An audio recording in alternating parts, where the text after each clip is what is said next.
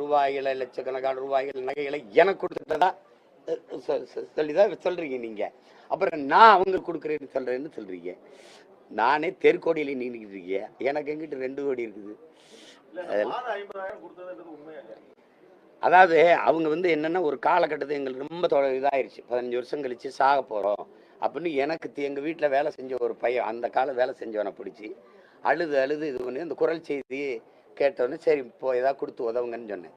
சாக போகிறேன் எங்களுக்கு மாதம் அந்த குரல் செய்தி அப்புறம் நான் வெளியிடுறேன் பாருங்களேன். அதை கேட்டால் நீங்கள் கூட காசு கொடுப்பீங்க.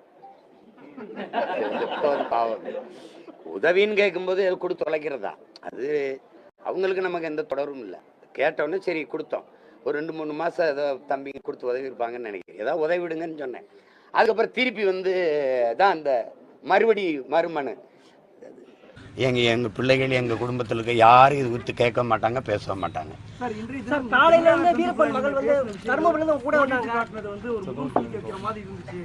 அப்படின்னு யார் சொல்றா? அரசியல் கட்சி தலைவரை நீங்க எல்லாம் இப்படி பேசலாமா? ஒரு அரசியல் கட்சி தலைவரை, மக்களால் நேசிக்கப்படக்கூடிய இவ்வளவு பேர் மதிக்கக்கூடிய ஒரு தலைவரை நீங்க எல்லாம் இப்படி பேசலாமா? இப்படி நடத்தலாமா? அதனால நீங்க என்ன மதிச்சீங்க? என்ன பேசிட்டேன்னு சொல்லுங்க. நீங்க ஏதோ ஒரு பெண்ணை அப்படியே தூக்கிட்டு போய் நான் வன்முறை செஞ்சு கதற அப்படியே வன்முறை செஞ்சு விட்ட மாதிரி நீங்க பண்ணிக்கிட்டு இருக்கீங்க.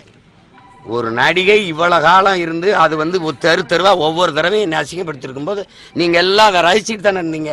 ஒரு தடவை கூட நீங்க கேள்வி கேட்கல என்னதான் உங்க பிரச்சனைன்ட்டு.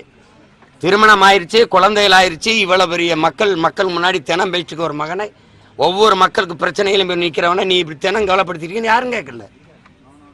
நீ விரும்பி தானே நீங்க உறவு வச்சுக்கிட்டீங்க. அப்புறம் எங்க அதுக்கு என்ன பிரச்சனை? அதில் பிடிக்கல, பிரிஞ்சு போயிட்டீங்க. 15 வருஷம் ஆயிடுச்சு. எனக்கு கல்யாணம் ஆகியே 14 வருஷம் ஆயிடுச்சு. இதை யாரும் கேள்வி கேட்க மாட்டீங்க. உங்களுக்கு இதுல முகம் சுளிக்க வந்துருது. அந்த முகத்தை ஒரு தடவை காட்டுங்க, எப்படி இருக்குன்னு பார்ப்போம். அப்ப 15 வருஷமா என்னை பழி போட்டு அவமானப்படுத்துறீங்க. கோதரி திங்கிரியில எல்லாரும் என்னை என் குடும்பத்தை, என் பிள்ளைகளை, என் மயன் பெரியவனுக்கெல்லாம் நல்லா விவரம் தெரிஞ்சிடுச்சு. இதையெல்லாம் அவன் பார்த்தானே, அவன் நண்பர்கள் பார்த்தா என்ன ஆவாங்க? அதுல உங்களுக்கு முகம் சுளிக்க மாட்டேங்குது. கேவலப்படுற, அவமானப்படுறவன் சீமான், அவன் குடும்பம், அவன் பிள்ளைகள்னா என்னை சுத்தி நிக்கிற இந்த என் மகன் நிக்கிறா. இவன் என்ன நினைப்பா என்னைய? அதெல்லாம் உங்களுக்கு அவமானமா இல்லையே, கேவலமா இல்லையே? அந்த முகத்தை ஒரு தடவை காட்டு பார்ப்போம் எப்படி இருக்குன்னு. அதே என்னைய சொல்லும் போது சிரிக்குது முகம், நாங்க என் ஆதங்கத்தை சொல்லும் போது அப்படி சுளிக்குது. என்னையா உனக்கு வந்துருச்சு? இந்த திமுக இருக்க ஒரு தலைவன் இதை பத்தி பேச தகுதியோட இருக்குன்னு சொல்றான். ஒருத்தன் சொல்றா பார்ப்போம். ஒரு தலைவன்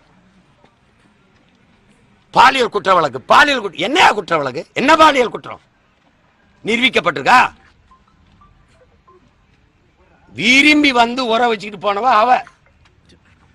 சேட்டை பண்ணிட்டு அலையக்கூடாது. முகம் சொல்லிச்சா சுழிச்சுக்கிட்டு எனக்கு என்ன? எவன் சொல்றான்?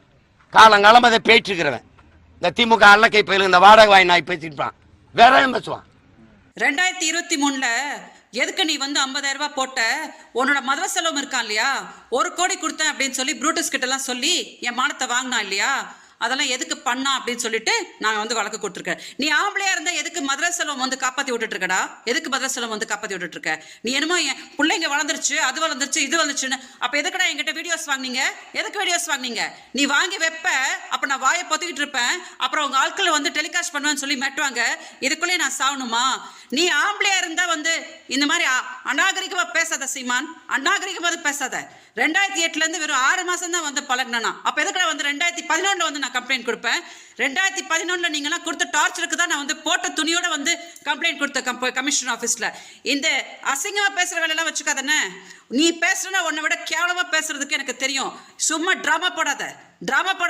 நேற்று வரைக்கும் நீ என்ன சொல்லிட்டு இருந்த? விஜயலட்சுமினா யாருன்னே தெரியாத அவங்க திமுக கூட்டிட்டு வந்தாங்க தானே சொன்னேன். நேற்று தானே சொல்ற ஆமா நான் 50,000 ரூபாய் கொடுத்தா அப்படின்னு சொல்லிட்டு. எதுக்கு மதுரை செல்வம் எங்கிட்ட வீடியோஸ் வாங்கிட்டு இருந்தான்? எதுக்கு நீ எங்க அக்காவுக்கு வாழ்த்துக்கள் அமிச்ச? எதுக்கு எங்க கிட்ட எல்லாம் இந்த டார்ச்சர்லாம் பண்ணிட்டு இருந்தீங்க? எதுக்கடா நீ முதல்ல 50,000 ரூபாய் போட்டுட்டு எதை மதுரை செல்வம் புருஷன் என்கிட்ட பேசிட்டு இருந்தான்? இதெல்லாம் அங்க பதில் சொல்லு. முதல்ல நீ ஒண்ணுமே போடாம உட்காந்து பொண்டாட்டின்னு பம்பனிய, அதுக்கு என்ன பதில் சொல்றா? அதை விட்டுட்டு உட்காந்து மீடியா முன்னாடி சீன் போட்டுட்டு இருக்காத. கேவல பிடிச்ச பொம்பளையா ஒன்னே மாதிரி ஒரு துப்புக்கட்ட நாய் கூட வாழ்ந்த பாரு. நான் தாண்டா, எனக்கு தாண்டா கேவலம். ஒன்னே பெருசா பெரிய ஆள் மாதிரி பேசாத.